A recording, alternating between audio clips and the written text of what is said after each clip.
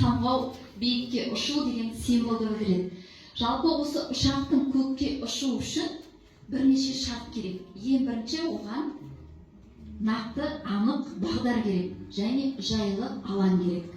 Осы ұшақ ол бала, ал ұшақты басқаратын ол ана. Яғни ана дегеніміз ол ұшқыш. Осы ұшақ қалай ұшады, діттеген жеріне жете ме, дұрыс бағыт бағдар бере ме, осының барлығы анаға байланысты. Яғни ана ол бағыт бағдар сыйлаушы адам, яғни тұлға. Жалпы қоғам дегеніміз ол ұшу алаңы. Ақшаңызды осы немізді, самолетімізді көтеріп, Лети, лети, как слабо